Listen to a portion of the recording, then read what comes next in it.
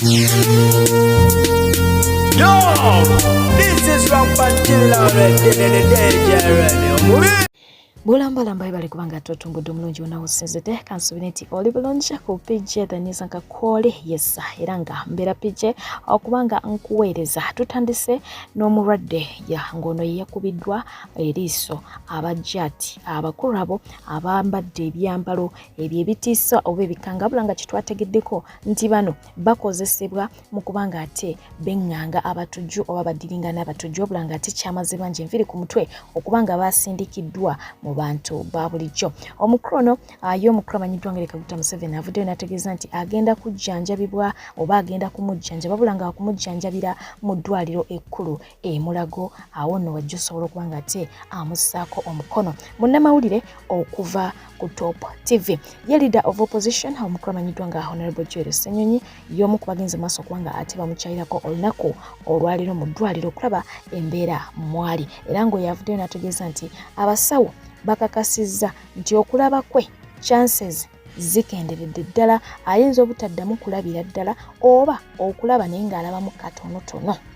Embeera y'omukulu amanyiddwa nga Weird Pastor abasinga obungi nga mutegeera ku mukutu ogwa TikTok nayo bwetyo bweri eriiso bwerityo bweritunula essaawa eno wabula nga ate ekibamala enviiri ku mutwe bebasawo okubanga ate babategeeza nti ekiruma omwana ono nabo tebakiraba tebamanyi kikiviirako liiso kubanga likyankalana to this point. Ebyo nabyo byongedde basobera so tubateeke mu ssaala abantu bano. Ate nga bo baganda baffe abawangalira mu disitulikiti ey'e Kotido ekyalo Kiramba kisaanyiziddwawo abantu abatana bakubanga ate bategerekeka oluvannyuma lw'okukisalako bwe batyo ne bakikumako omuliro. Kino kigenze maaso okubanga ate kiteta nga bannannyini mayumba bwe batunula bambi nga tebalina kikiddako.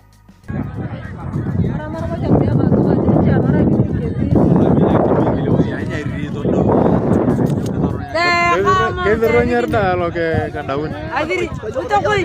Ayo ngabala ngtongole pepe wonya kimadolne. Mwana gidia nukira fanya kimenya gato. Tono kwa donya kimena tema ngitunga pepe yaro nya kimila kale. Pepe.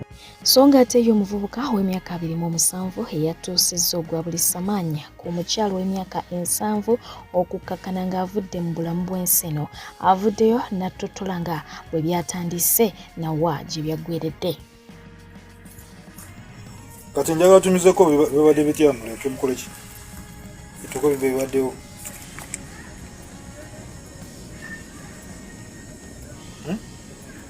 Afande. Navudde emange wake wa mukadde nga nyambuka wake wa mukyala wange mukadde n'ampita nga ntuusa awo weyampisa nangamba ndeeteyawo ku mazzi nengenda ku nyanja kuba mukwano gwa mama nnyo era mukwano gwaffe wakiwa famire amazzi nengaleeta we naleese amazzi ne mugamba mukadde oli ludda amazzi ngaleese nangamba nzuuno eno kolaki ndeetera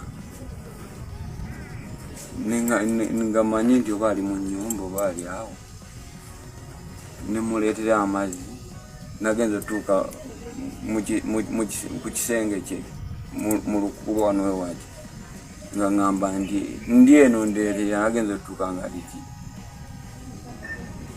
nadde nga muwa ekidomola naggalawo nebuuza nengamba mu mutima muli nebuuza nengamba wabula ekyenjawulo nti nabadde nnyweddeko ku mwenge ensonga lwaki saasobodde kwebuulirira.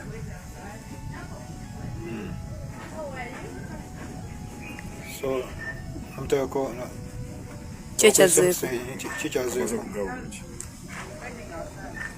ekyazeeko nange nakemeddwa amukozesa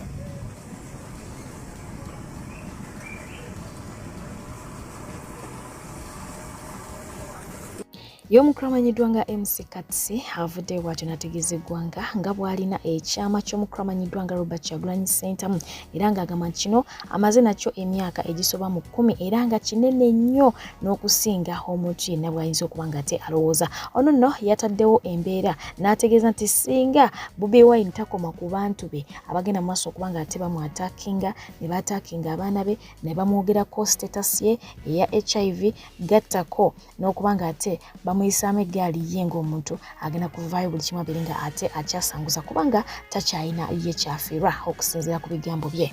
Ngenda kigamba, I've never said it and have kept it for 10 years. Mr. Bobi Wine, with all due respect I give you, between me and you, you know I have a very big secret that can make the international market even doubt you.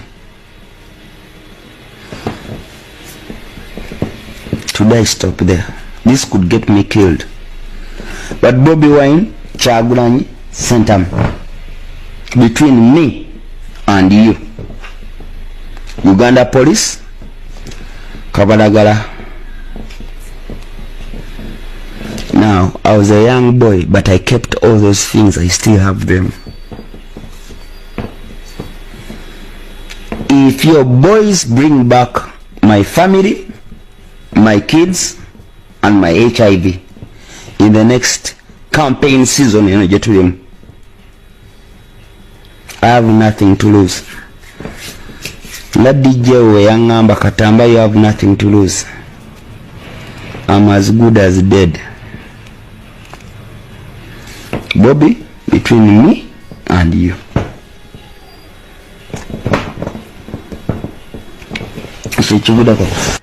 Ebyo ng'amaze byogera bangi bavudde ne bagenda maaso okubanga ate bareactinga ku mbeera eyo gye yataddewo era ng'omukramanyiddwa nga Rasa y'omu kwabo abeesowoddeyo yagambye nti mu nsi yonna MC Katsi yalina ekyama kya Bobi Wine kyaterekedde emyaka 10 n'agamba Katsi nsonyiwa naga ene ne bw'otansonyiwa naye olinga leeta B bw'atyo yagenze mu maaso okubanga ate amugamba so nga ate y'omukramanyiddwa nga Dan Magic bw'atyo yavuddeyo n'agamba nti MC Katsi toli siriyasi abasajja nga batulugunyiza ku semayi nga batubuuza ebyama bya Bobi Wine batutadde ku pressure bawamba ono bawamba oli n'amugamba naye musajja gwe tetuli kusonyiwa tukoze bubi n'agamba anyway kase kirungi ovuddeyo kubanga ate otutaasa kakati ky'oba okola kimu kyokka tuyambe weetwale ewaddamulira oba weetwale wa Museveni obabuulire ekyama ekyo kibaguze n'okibaguza instead kubanga ffe batucunya nga batubuuza ebyama byani bya Bobi Wine wansi awo n'amaliriza nga amugamba nti naye blood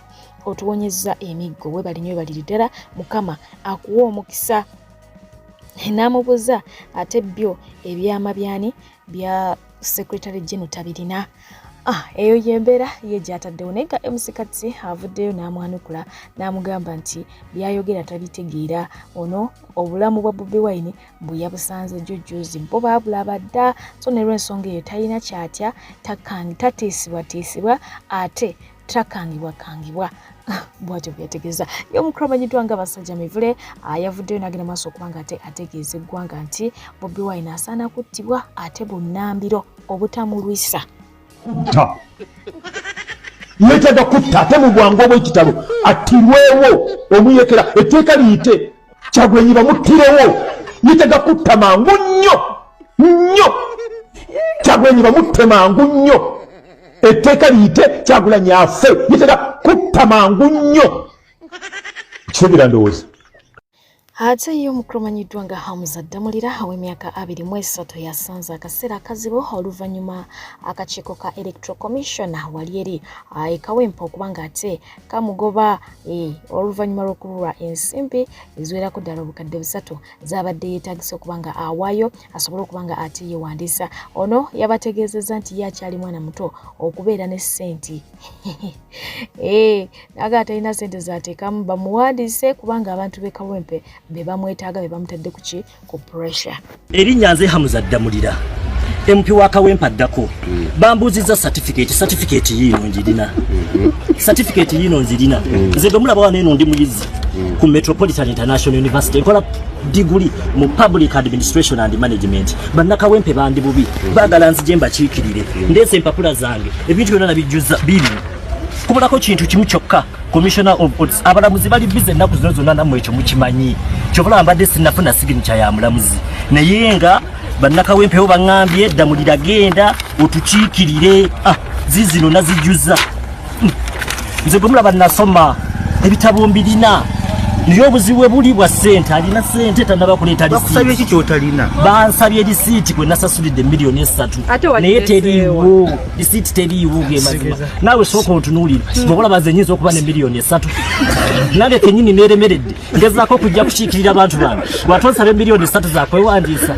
ndi bubi kyova olaba njagala kusaba bannakawempe olunaku terunaggwayo okwewandiisa kukoma ssaawa 11 nkuba omulango ogutakungula bw'abanga eri omuzira kisasobola okunyamba ampe miliyoni 3 nzije neewandiise nze mmanyi ebizibu by'ekawempe byonna nze ndiko amasannyalaze abavubuka byonna gye mpita mbakuliyetingiddewo job opportunities nze gabulaba nina emidaala gye capati egisukka mu 10 mu kawempe ku myaka gino emito gy'eya senior 6 baginsabye yiino eya UNEB sinnagijjayo sinnafuna bufunyi bugenda kugijjayo ebiseera ebisinga nze ebibala mu constituency nga ndina bantu bange ebizibu ebiruma kawempe bingi nnyo ebifaananyi ne posta tolina posta si kikulu nze muntu nze gwe bagenda okwakalu nze gwe baba bakuba ekifaananyi wano bandibadde bateekawo bannamawulire ne batukuba obufaananyi kati oyagala gwe bakuteeke ku kakonge k'ebyokulonda gwe ng'omuntu gwoba okayimirirawo eddakiika 5 zoba wadde onoonyi zibadde za kunoonya njagala kuba ku masimu bano waliwo abatansayiningidde njagala kuba ku masimu bajje basayininge naye ng'emikono gyo giri bakusaba abantu bameka kuliko bansaba abantu 10 bansaba kubulako emu 2 3 abantu banabokka abantu banabokka ku muntu alina amasannyalaze mumanyi abantu benze nabo nze n'abantu 10 nnyo naye tewamanya kyoyagala lwaki oba toyina certificate ya UNEB kyanayagala nakimanya ne maama wange njagala nkubuulire fe obudde obusinga tumala mu constituency nga tuweereza abantu baffe obudde obugenda okugjayo certificate tetubulina kati olaba bw'otagenda bakiikirira nsoma ku weekend abalungi abatuwuliriza era abatulaba olunaku olwaleero tukyaddeko ewa Sheikh Ashraf Dembe sebo sanyusa okubalaba amannya agange yeze Sheikh Ashraf Dembe akola ku bizibu by'enjawulo omuntu singa balina ebirwadde musomereddwa tunywa amazzi ga lukuya nga bw'obadde ogalaba tugenda abantu ku kyoto ne twokya emizimu emibi egibabaamu n'okulomba edduwa abantu singa abeera ng'ali wano atuuse nsobola okumulombera edduwa ne waba atatuuse nga mpadde amannya ge naye ng'ali wala maneetaase enamba yange yeeno eri 0707363711 nammwe bannyinaffe abali ebweru oyagala okuba nti oyagala okulombera ku dduwa ng'olina ebizibu viza zibuze amaka gakolongotana sente zikola zimpita mu ngalo ojja kumpeereza ekifaananyi kyo n'amanyago ebyo byokka bijja kummala nja kukulombera edduwa ojja kutereera olunaku olusembayo mu mwezi mba n'edduwa eyawamu ffenna n'abalwadde bange abakadde n'abapya. Salaamu alaikum warahmatullahi wabarakatuh.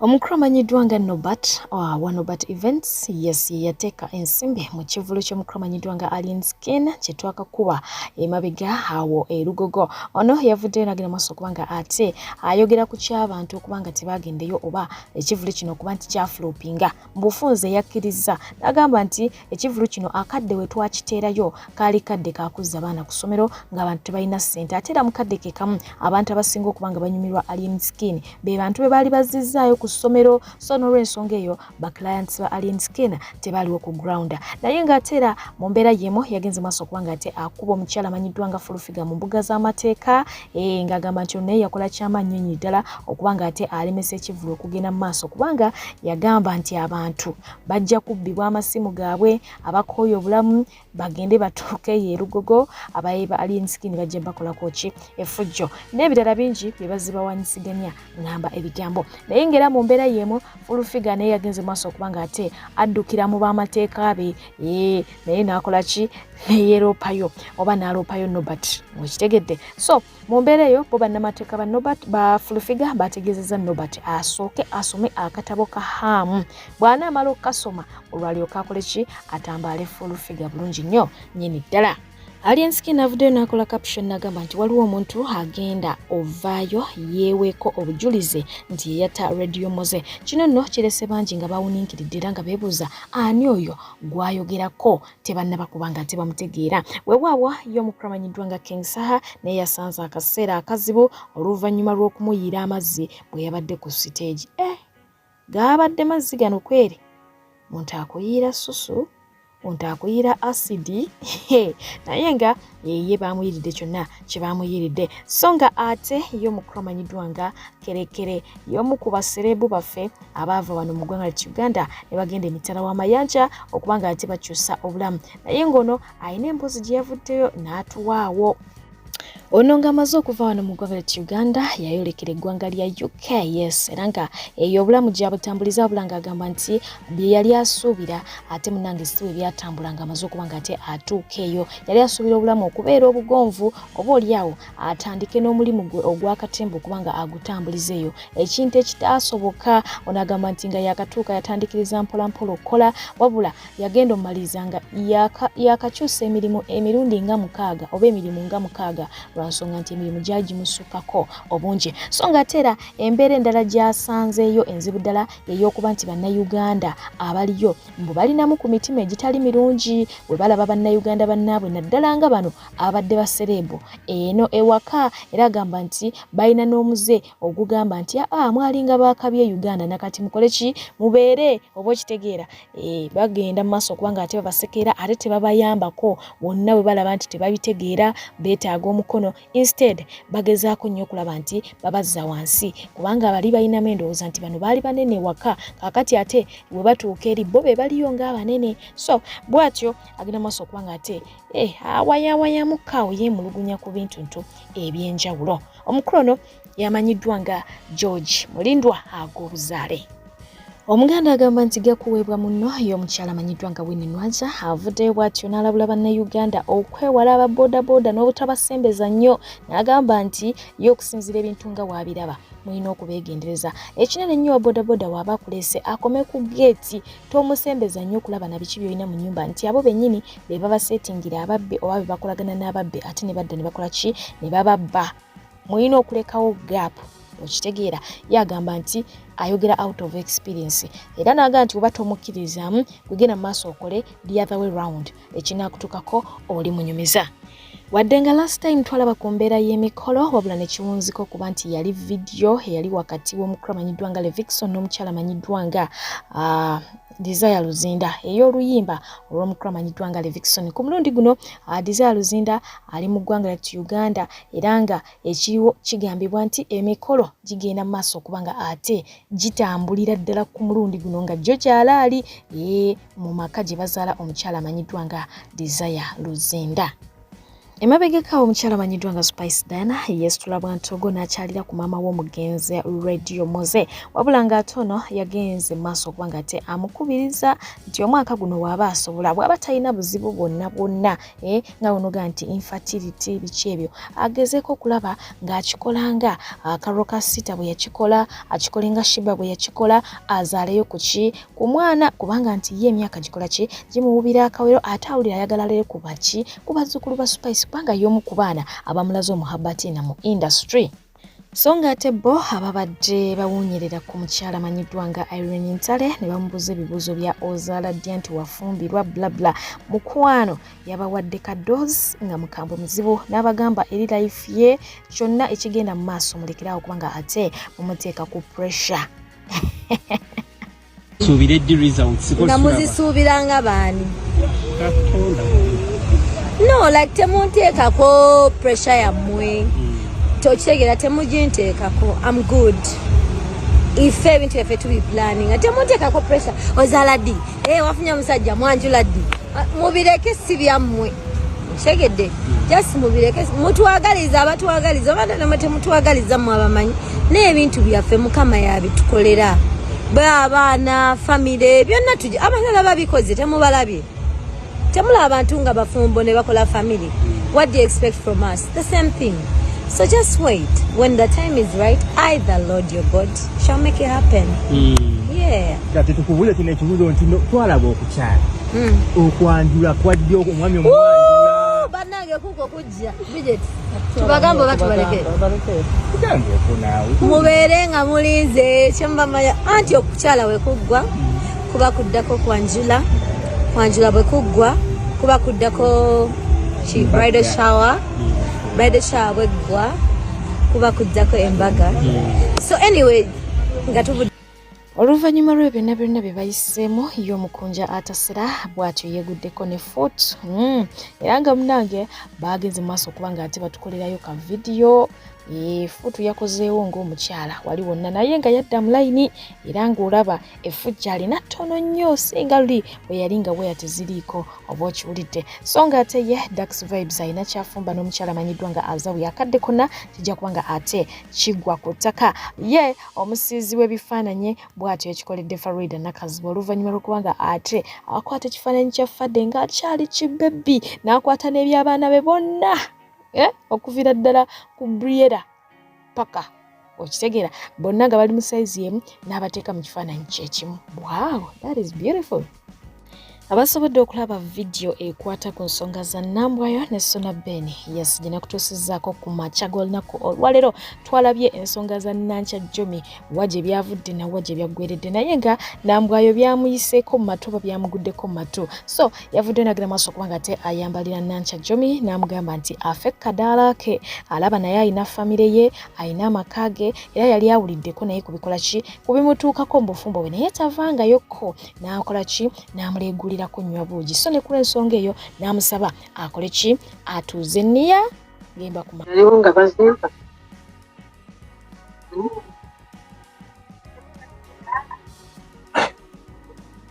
benga simanyi bikwata mu maka ge babigerawo ku social media naye nze sibifanako era ng'omuntu omukulu yandize naŋŋamba Nambwayo erina kukola bwekiti ne bwekiti waliwo abantu abamu nga tolina nakubawa budde bwo lwaki Nambwayo ennaku zino weeragamuko kweraga kati muddemu ki mugambe nti oyagala mugambe ki oyagala gambe Nambwayo yaŋŋambye ati omuntu gwe sirumbangako gwe sikaabirangako nnaku yange gwe sigambangako nti embeera bweti ne bweti sikimugambanga nako nti kinene bwekiti ne bwekiti naye nze oluusi bannomba personally ne mbagamba ebyo bijja kuggwa kubanga nze mmanyi nnina Katonda oli kayimba yanwanira entalo zange anti nze bantwala ng'omuntu omunafu naye tebamanyi nti Katonda ali mu nze bunene nnyo just bandaba bulabi ng'akakazi akali awo akatambula entooka esoomukumu nkagweri naye tebamanyi ayimiridde mu nze so oyo sirina kyakumugamba tenyinza omugamba buli omu alina ebizibu bye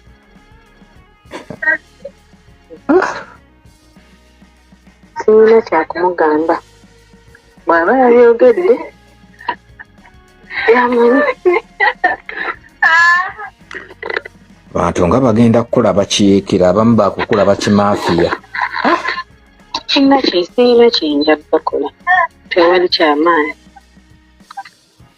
nsazeewo basale si yeye kafunye okulabulwa omukyala amanyiddwa nga Ssenga Kulannama mukyala Jumba omubwati naye bwati afunye okulabulwa okuva eri omukyala amanyiddwa nga Mafiina agamba ekimala omukyala ono amulinnyiridde ebbanga ddene amwogerera bino amwogerera biri asirese tamwanukula gwe mulundi ogusoose era agamba gwe gusembyeyo alabudde Kulannama afune waakoma Kulannama okwanukula n'okwogera erinnya Kulannama gwe gubadde omundi gwa gusoose ate togenda kuddamu kumpulira nga ndyogeddeko erinnya lyo olw'ensonga nti wayagala nnyo ndyogere osobola okutunda kati ndyogedde bw'oba otunze ekyo kimala wayagala nnyo mpalambi oyite ku nze otunde bakumanyi kuba omuntu walaba ng'oli ayogera ku Maama Fiina ani oyo namwogeddeko awulize ki ekikwatagala ku Maama Fiina waabwe kati bene babiganye okukola nja kusayira amagezi omuntu gasobola okusayira omuntu nga gwe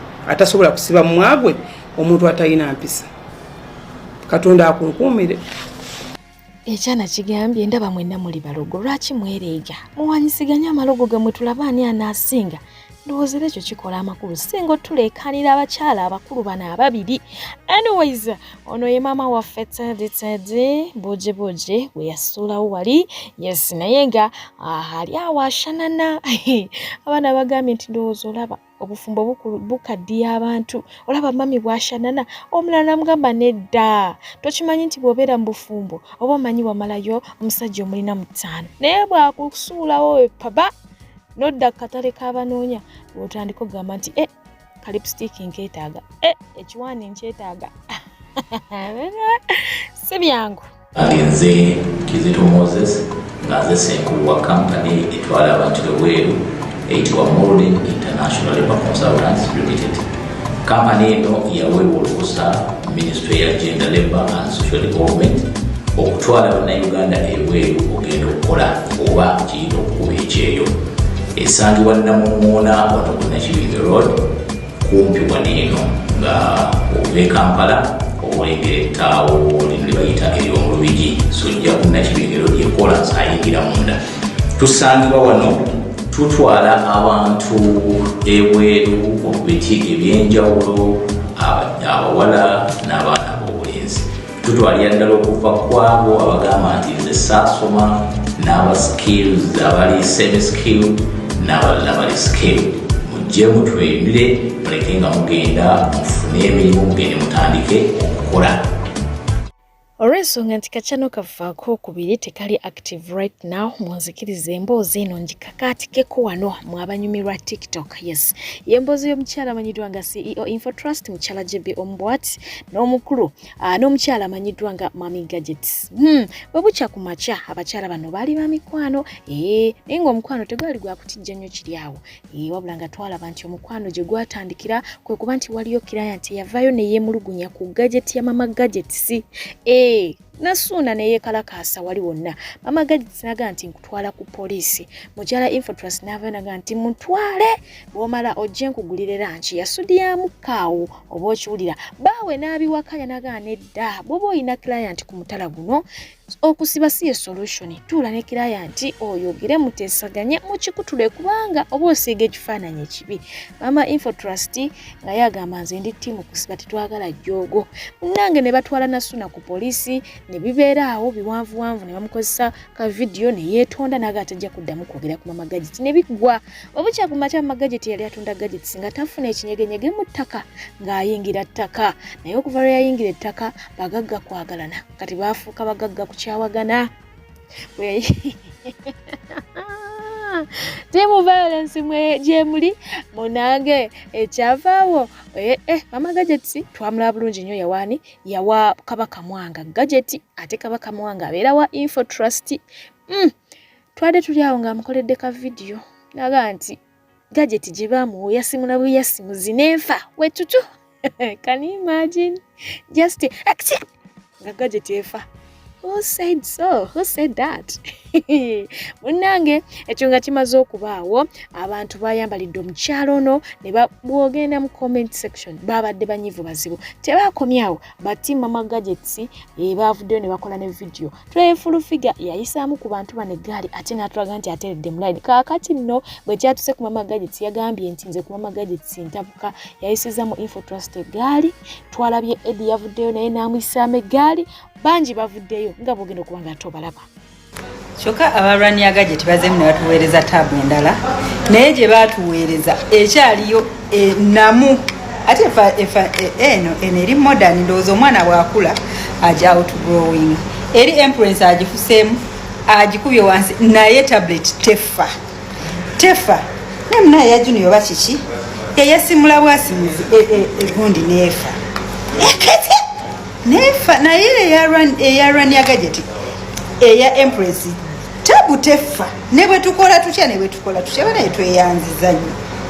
Nze nali sisobola gula gadgets z'abaana ezo zeyasimula n'ofa ne zifa bufi naye kaakati Empress afunye endowooza eno kati eri ku myaka gye ndowooza buli wanaakula nga bamuwa endala. Tweyazanya abalwanyi ya Gadgets. This is very beautiful. Bamuweereddamu akasaawa Leero Empress tagenda gambwa. Kono leero Empress afunye ebirabo bingi. Leero balwaki? Ne waliwo namuweereza kana akantu nako nkaagadde nnyo bannange. Naye verse yako esinza okunsanyusa 1 Corinthians 2:9. What the eyes have not seen. Again, ogisomyeyo verse. Ojajagala nnyo, I proclaim it on my daughter. Bamuweereza ne kano. Bamuweereza. Naye lwanyaga gye twagala okugamba nti eri kyaja gundi yaffe ekyaliyo bagikubye wansi bagikoze ekiteyina buzibu. Kujjako tugiwe Junior ye yatwonoonekako awo. Bagamba oba ogisitudde ate tolina kwasimula. Olemwa naye nga tweyanziga balwanyaga gye timumuwagire kubanga gajesize bambizo. Feyaffe tubadde nayo eya Empress yagimuwa yakazaalibwa nga baby ne kati ekyaliwo agifukidde agikubye wansi bagizanyisa abaana bonna olujja ne bagizanyisa naye terina kyeba bambi. Ate eno ya mulembe nnyo. Oh my God, this is very lovely. Thank you so much, Rania Gadgets. May God bless you. May God bless you for at least taking time n'ofuna ebintu ebiri genuine. This is what makes a business. Omuntu naggulako n'akomawo naggulako nga nekyeyagulako akyagala. Ffe singa yatufaako ffe tetwandize era twandigambye gadgets zifa katuzeesonyiwe naye eza Rania Gadgets bandizo ziwangaala zibeerawo kabiriko mumaze ne mukalaba. If you want to attack Mami Gadgets, attack Mami Gadgets direct. Owa mwagala kulumba Mami Gadgets temuyita wala. Mulumbe Mami Gadgets direct. Abantu abamu mwefuula nnyo waneeno abatuukirivu. Simanyi Katonda kimugwe musaba. Omuntu okukola omulimu gwe gumu naawe tekitegeeza nti nno omuntu oyo mulabewo. Omuntu takwogerangako tavangayo n'avumirira kyokola n'otandika okuvumirira bizinesi ya munno ate nga naye towala kuvumirira bizinesi yo. Lwaki muyina emitima emibi ate nga mwefuula abatuukirivu? Nga mutidde nnyo.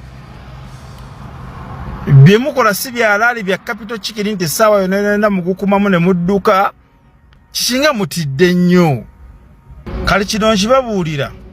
Tolwanyisanga omuntu aliko amaanyi ga Katonda.